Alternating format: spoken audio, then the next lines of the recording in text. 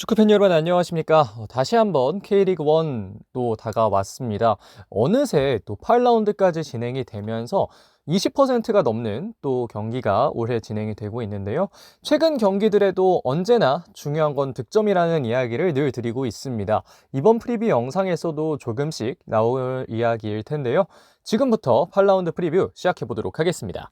자, 현재 K리그1 순위를 좀 둘러보도록 하겠습니다. 1위는 대전, 2위 김천, 3위 광주, 4위 서울, 5위 전북, 6위 울산, 7위 포항, 8위 안양, 9위 대구, 10위 제주, 11위 강원, 12위 수원FC입니다. 이번 경기 결과에 따라서 정말 모든 순위가 다 바뀔 수 있고요. 그 어느 순위도 고정이 될 수 없는 승점 차에 있기 때문에 물론 시즌 초반이긴 합니다만 굉장히 또 치열한 경쟁이 이어지고 있고요. 그런 또 경쟁들이 이번 라운드를 한껏 더 풍성하게 해줄 예정입니다. 자, 2025 K리그1 8라운드 경기 목록 보고 계십니다. 첫 번째 경기는 4월 12일 토요일 14시 수원FC와 김천상무의 경기고요. 그 경기부터 서울과 대전의 경기, 포항과 안양의 경기, 일요일로 넘어가면 강원과 광주, 그리고 전북과 제주, 대구와 울산 HD의 경기가 예정되어 있습니다. 자, 본격적으로 프리뷰 시작해 보도록 하겠습니다. 첫 번째 경기는 4월 12일 토요일 14시 수원 종합운동장에서 벌어지는 수원FC와 김천상무의 경기입니다. 자, 우선 홈팀 수원FC를 보도록 하겠습니다. 수원FC의 현재 순위 12위 최하위에 위치해 있습니다. 첫 번째 포인트는 최하위라는 순위와 반대로 좀 긍정적인 포인트라고 얘기를 드릴 수 있겠는데요. 바로 사박 선수가 만들어냈던 득점입니다. 김은중 감독의 믿음에 부응한 사박, 경기력 자체도 전보다는 괜찮았고요. 우당탕탕한 상황에서 득점에 성공했다고는 해도 공격수들은 일단 득점에서 무언가 나오면 또 경기력이 올라가고 다른 득점들이 이어서 나온다는 것을 이루어 봤을 때 사박 선수의 부활을 다시 한번 또 노려봐도 되지 않을까 하는 생각이 드는 수원FC고요. 다만 앞에서 말씀드렸다시피 여전히 무승팀이라는 건 안타까운 지점입니다. 4무 3패라는 성적을 거두고 있고 뭐 연패가 계속해서 이어진다거나 그런 건 아닌데요. 그럼에도 불구하고 4무 3패는 솔직히 좀 아쉬운 성적이라고 얘기를 할 수밖에 없고 이렇게 승리를 가져가지 못하고 있는 경우 시즌 말에 좋지 않은 결과를 받아들일 수도 있기 때문에 수원FC는 첫 승이 상당히 중요하겠습니다. 하지만 이번 라운드 상대는 엄청난 흐름의 김천상무라는 점에서 여전히 김은중 감독의 고민은 깊어갈 수밖에 없는데요. 현재 디동원 선수가 부상인 것을 제외하면 이용 선수가 A급 따고 이제 돌아온 지 얼마 안 됐다는 점들까지만 또 제외를 하면 경기 미출전 선수는 현재 없는 상황입니다. 자, 다음으로 원정을 떠나오는 김천상무입니다. 김천의 현재 순위는 2위입니다. 첫 번째 포인트, 안 되는 게 없는 김천입니다. 오랜만에 득점을 이뤄낸 유강현, 그리고 여전히 실점하지 않은 수비진, 이 두 가지 포인트가 매 경기 정말 좋은 모습으로 나오고 있는데요. 득점도 많이 만들어내는 팀, 그리고 수비도 잘하는 팀, 이걸 이길 팀이 뭐 어디 있겠습니까? 대전이 현재 한 경기 더한 상황에서 김천상무와 승점 차이가 3점 이내로 나기 때문에 이번 경기 결과에 따라서 또 김천상무는 1위로 올라갈 수가 있는데요. 그만큼 참 더 얘기할 만한 것도 없습니다. 질 것 같은 느낌을 주지 않는다는 이야기 앞서서 드렸고 선수들의 합도 좋고요. 팀의 흐름도 좋고 선수들의 폼도 좋습니다. 부상이나 징계도 해당 사항이 없는 김천, 어느 팀이 과연 이 팀을 이길 수 있을까라는 생각을 참 많이 하게 되는데요. 이런 상황에서 김천은 수원FC 원정을 떠나게 됩니다. 수원FC의 현재 흐름 그렇게 좋지만은 않다고 앞서 말씀을 드렸기 때문에 김천은 이번 경기까지 잡아내기를 강력하게 바라고 있을 것 같은데 과연 또 어떤 전략을 들고 나올지 한번 지켜볼 것 같습니다.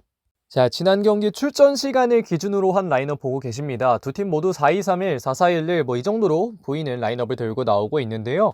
물론 이 르노안 선수와 이승원 선수의 어떤 플레이 스타일이나 이런 것들이 살짝은 좀 차이가 있기 때문에 이 포메이션이 똑같다고 아예 같은 게임 플랜을 갖고 나오고 경기를 하지 않을까 이런 이야기는 좀 드릴 수가 없지만 그래도 이 정도 라인업 들고 나온다는 거 간략하게 참고를 해주시면 되겠습니다. 자, 이번 경기의 키는 스트라이커의 골이 될 걸로 보입니다. 사박 그리고 유강현 선수는 최근까지 득점이 잘 나오지 않다가 바로 직전 경기에 득점을 하면서 그 페이스로 올려가는 모습을 조금씩 보여주고 있는데요.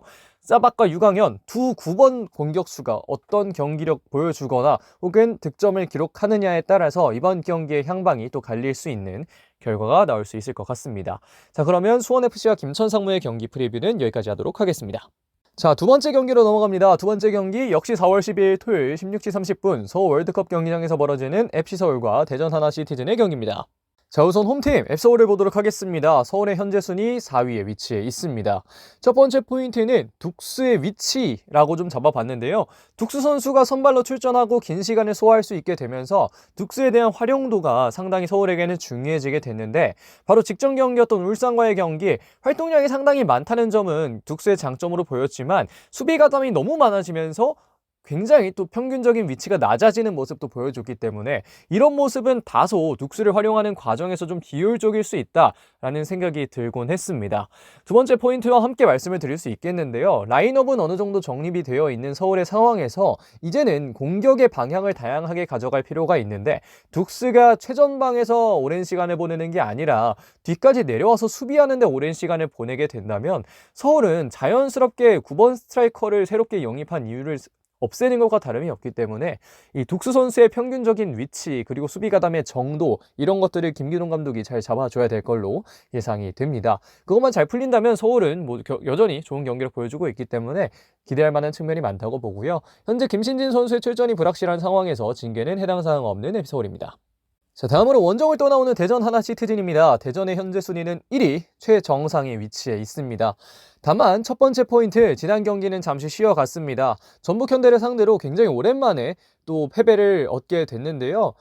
대전은 이전에도 그랬습니다만 전북을 상대로 참 쉽지 않은 경기를 했던 경우가 종종 있었는데, 이번 바로 직전 경기에서도 참 쉽지 않은 경기를 했었고요. 오랜만에 어려운 경기를 맛봤다는 게 대전에게는 사실 안 좋은 일이기도 합니다만, 새롭게 또 계속해서 올라가고 있는 상황에 한 번에 또 좌절을 맛봤다는 것이 대전 하나시티즌 선수들에게는 다시 한번 또 정신력을 끌어올릴 수 있는 계기가 될 수 있겠다는 생각도 들어서 마냥 나쁘지만은 않을 수 있다, 이 정도로 정리를 드릴 수 있겠고요. 두 번째로는 임덕근의 상태가 좀 궁금해집니다. 중원의 스타일에 굉장한 다양성을 추가했던 임덕근 선수, 밥신, 이순민 부상을 당했습니다만, 김준범 이런 선수들 모두 후방에서 지키기보다는 조금 더 앞으로 가서 플레이를 많이 해줄 수 있는 선수들인데, 임덕근은 3선에서 지켜줄 수 있는 선수잖아요. 이런 부분에서 임덕근의 활약이 상당히 중요했는데, 이른 부상으로 조기 교체 아웃이 되면서 임덕근 선수의 활용에 약간은 물음표가 찍혀 있는 상황입니다. 현재 김문환, 김승대, 이순민, 마사, 최건주, 임덕근 선수가 부상을 갖고 있는 가운데 일부 선수들은 또 다시 한번 또 이번 경기에 출전할 수도 있는 상황을 만들어내고 있고요. 징계는 해당 사항 없습니다만 부상이 그래도 조금 뼈아픈 대전 하나 시티즌입니다.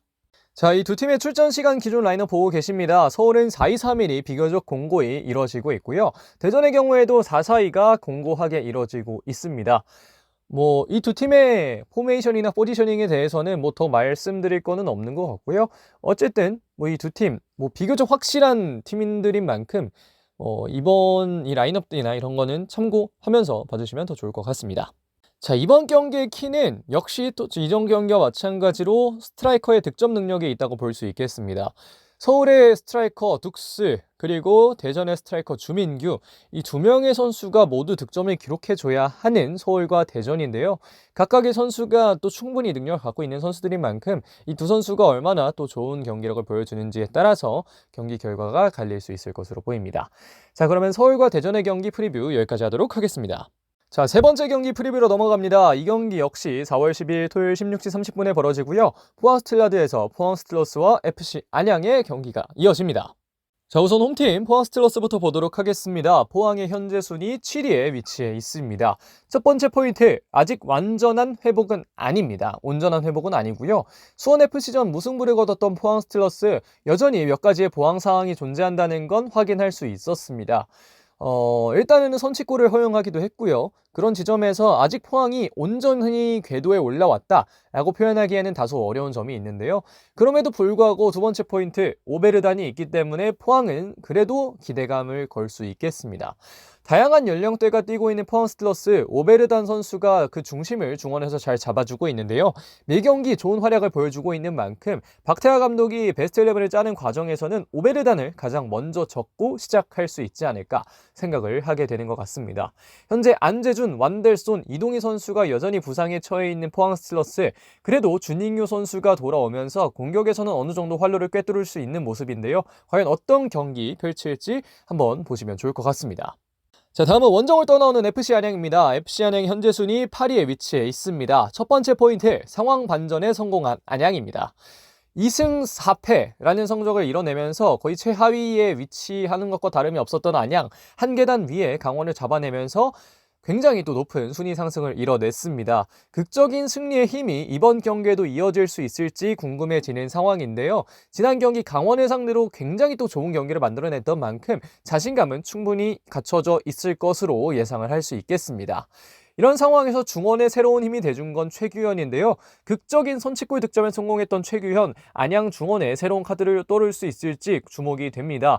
지금까지 중원에 다양한 시도를 했던 유병훈 감독인데 최규현 선수가 교체 투입돼서 들어간 이후에 또 득점을 기록했다는 건 이 선수에 대한 신뢰를 다시금 또 끌어올릴 수 있는 지점이기 때문에 이런 부분들 한번 지켜볼 필요가 있어 보이고요. 현재 김동진 선수는 복귀가 아직 어려운 상황이고 김다솔 선수의 다이렉트 퇴장 징계는 이 경기까지 이어집니다. 자, 지난 경기 라인업 두고 계십니다. 포항스틸러스는 4-4-2 정도로, 그리고 안양은 이거는 뭐 4-2-3-1로도 보여드릴 수 있는데 사실 경기 중간에 보면 박종현 선수 가운데 내려와서 3백 형성하는 과정이 좀 더 길었고요. 다만 뭐 여러 가지 이 시간에 포메이션을 다 합치려다 보니까 이렇게 나왔다는 거 좀 양해를 말씀 부탁드리고요.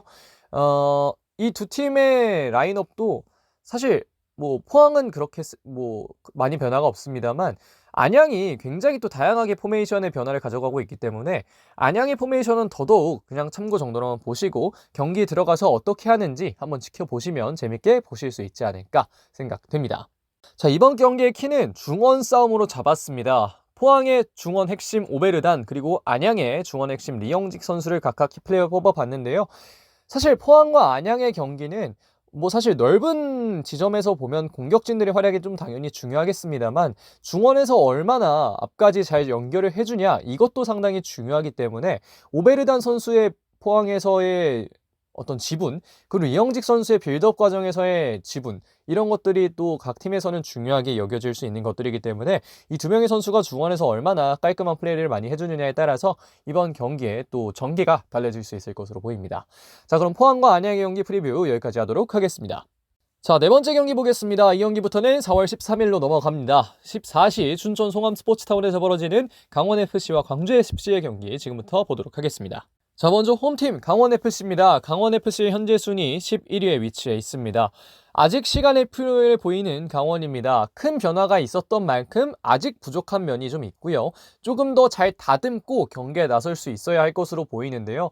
정용호 감독의 인터뷰나 이런 것이 다소 아쉬운 측면이 있다고는 합니다만 사실 강원FC라는 팀이 지난해 정말 좋은 성적을 거뒀는데 이전까지만 해도 이렇게까지 막 좋은 성적을 낼 거라는 기대감을 가지고 있었던 팀은 아니죠. 강원FC가 뭐 당연히 강원FC 순위는 낮아야 된다 이런 얘기를 드리는 게 아니라 약간은 시간을 주고 좀 기다려줄 필요도 있어 보인다는 이야기를 좀 드리고 싶습니다. 강원은 지난해 정말 좋은 성적 기록했습니다. 양민혁, 황문기, 뭐 정말 좋은 선수들이 많았는데 그 선수들이 많이 빠진 상황에서 다시 한번 팀을 재건하는 건 쉽지 않은 일이고요. 강원이라는 팀의 또 재정상 계속해서 컨텐더로서 우승 컨텐더로서 뛸 수 있는 것은 무리가 있기 때문에 이 지점에서 강원이 좀 더 잘 적응해 가면서 그래도 높아진 팬들의 눈높이에 잘 맞출 수 있어야 될 걸로 보이는데요. 직접 맞대결을 좀 주목하고 싶을 것 같습니다. 바로 지난해 직접 맞대결에서 코바체비치 선수의 멀티골에 힘입어 3대2로 승리를 했었는데요. 이번 경기에도 코바체비치가 선발로 뛰면서 경기에 나설 수 있을지 지켜봐야 될 것으로 보입니다. 현재 강윤구 선수, 김민준 선수 뭐 이외에 여러 선수들이 현재 부상을 좀 갖고 있는 가운데 다행히 징계는 해당 사항이 없고요. 강원FC도 이번 경기를 심기일전해서 준비할 것으로 보입니다. 자, 이번에는 원정을 떠나오는 광주FC 보도록 하겠습니다. 광주FC 현재 순위 3위에 위치해 있습니다. 한 경기를 더 했다고 하더라도 광주의 상승세는 대단히 좋은 모습인데요. 이정효 감독이 이번 경기에 복귀한다는 것 굉장히 또 좋은 점이 되겠습니다. 이정효 감독이 없이 광주FC는 2연승을 해냈습니다. 마철준 수석 코치의 지도하에 좋은 경기력을 보여줬는데요. 과연 이정효 감독과 함께라면 조금 더 좋은 모습을 보여줄지, 혹은 이정효 감독 없이 승률 100%를 만들어냈던 광주가 이번 경기는 다소 흔들릴지, 이런 부분들은 좀 재미있는 포인트로 한번 보시면 좋을 것 같고요. 다만 타이트한 스케줄은 다소 걱정이 되는 부분이기도 합니다. 일요일, 수요일, 일요일 경기를 치르게 되는데요. 이 타이트한 3연전의 마무리가 어떻게 될지 궁금해지기도 하고 다소 광주의 팬들은 걱정이 있을 것 같기도 합니다. 현재 가브리엘, 민상기, 유재호 이런 선수들이 부상으로 인해 뛸 수 없는 광주FC, 징계는 이제 이정효 감독이 복귀를 하면서 해당 사항이 없는 상황인데요. 과연 또 광주FC가 어떤 경기력을 보여주면서 이정효 감독의 행복감을 이끌어낼 수 있을지 과연 지켜보시면 좋을 것 같습니다. 자, 지난 경기 출전 시간 기준 라인업 보고 계십니다. 두 팀 모두 대략적으로 4-4-2 정도로 표현을 드릴 수 있겠는데요. 강원은 강원 나름대로, 광주는 광주 나름대로 포메이션에 구애받지 않는 그런 모습을 보여주고 있기 때문에 이건 간단하게 어떤 선수들이 나왔었는지만 좀 보시면 좋을 것 같습니다. 자, 이 경기의 키는 빌드업 리더에 있다고 좀 이야기를 드리고 싶은데요. 양쪽 측면으로 나오는 이 두 명의 선수가 빌드업 과정에서 중요한 역할을 하고 있는 양 팀입니다. 이기혁 선수는 강원에서, 김진호 선수는 광주에서 각각 좋은 모습을 보여주고 있는데요. 이 두 명의 선수 볼도 워낙 잘 차고 축구에 대한 어떤 지능도 상당히 높은 선수들이기 때문에 이 선수들이 각 팀의 빌드업에서 상당히 중요한 역할을 해주고 있는데 이 두 명의 선수 중 어떤 선수가 조금 더 압박에서 자유롭게 혹은 압박을 잘 풀어내면서 경기를 만들어 갈지 지켜보시면 좋을 것 같습니다. 자, 그러면 이번 경기 프리뷰 여기까지 하도록 하겠습니다. 자, 다음 경기 넘어가겠습니다. 다음 경기는 4월 13일 일요일 16시 30분 전주 월드컵 경기장에서 벌어지는 전북 현대와 제주 SK의 경기입니다. 자, 우선 홈팀 전북 현대를 보도록 하겠습니다. 전북의 현재 순위 5위입니다. 첫 번째 포인트는 전북의 새로운 물결이라고 이야기를 드리고 싶은데요. 김진규, 강상윤, 박진섭의 중원 조합, 홍정호 선수가 센터백에 복귀하면서 박진섭 선수를 한 칸 올려도 되게 만들어진 전북현대, 시즌 초반과는 조금 다른 라인업이지만 굉장히 강한 모습을 보여주고 있습니다.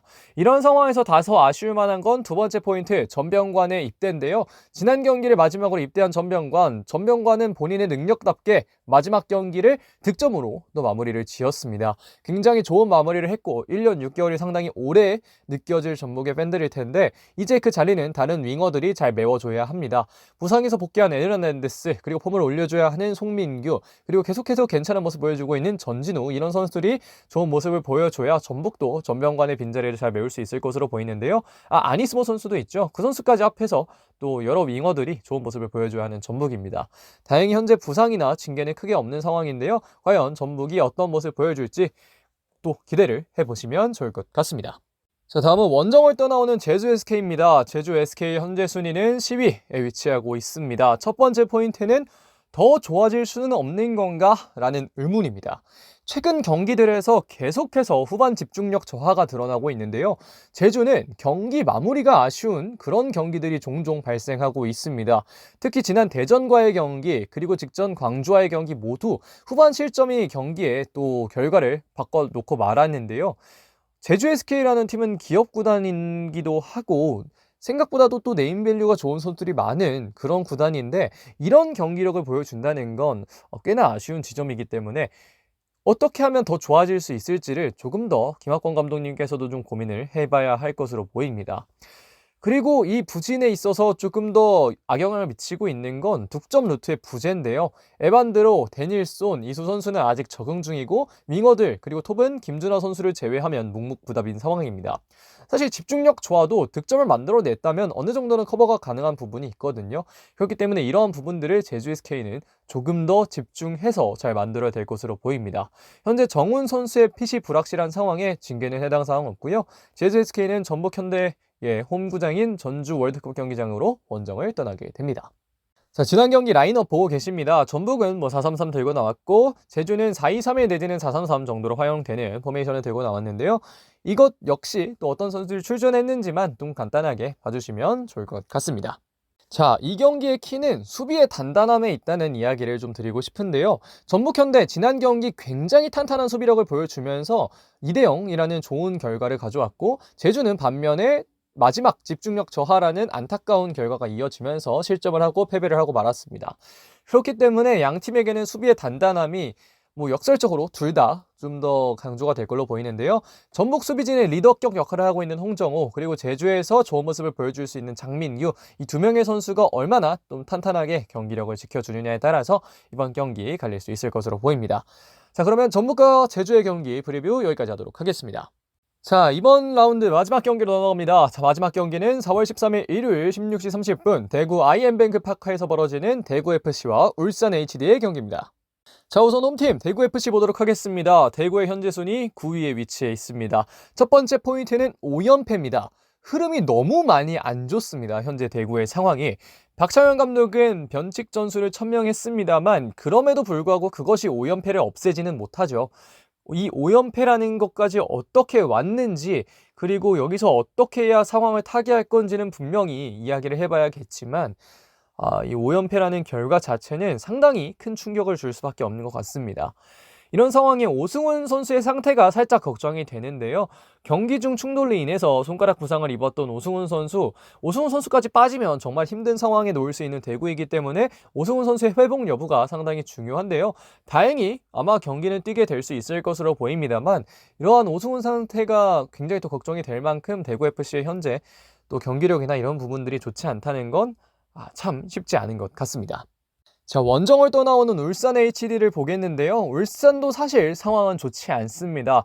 울산에서 최근 본 적이 없는 6위라는 순위, 그리고 4경기째 승리가 없다는 사실이 울산의 현재 상황을 굉장히 적나라하게 보여주고 있는데요.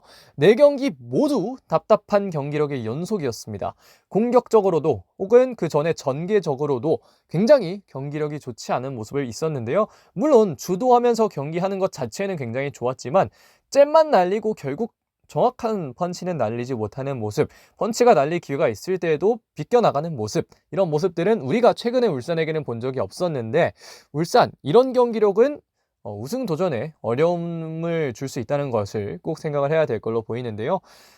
오랫동안 많이 말씀드렸습니다만 공격 전술에서 다소 아쉬움이 있습니다. 이기지 못한 4경기 동안 4골을 기록했던 울산은 득점 루트를 만들어내거나 득점을 기록하는 데 큰 어려움을 갖고 있는데요.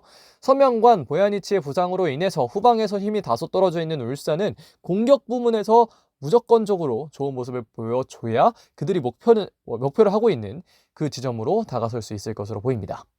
자, 지난 경기 라인업 보고 계신데요. 양팀 4-3-3 혹은 4-2-3-1 정도로 대표되는 라인업을 들고 나왔고, 대구는 또 변형 3백 이런 형식을 많이 빌려왔습니다. 대구도 변화를 천명했고 울산도 변화가 필요한 타이밍인데, 이 지금 보시는 라인업은 참고만 하시되 이번 경기에 어떤 선수가 나올지 한번 기대를 해보시는 게 좋을 것 같습니다. 자, 이 경기의 키, 양 팀의 팬들의 마음이 될 텐데요. 골 좀 넣어라! 라는 말을 이 두 선수에게 하고 싶을 것 같습니다. 대구의 정치인, 그리고 울산의 엄원상입니다. 물론 정치인의 상황이 훨씬 더 나은 상황이긴 합니다. 서울전에 굉장히 좋은 득점을 기록하면서 김천전에도 득점이 기대됐던 정치인인데요.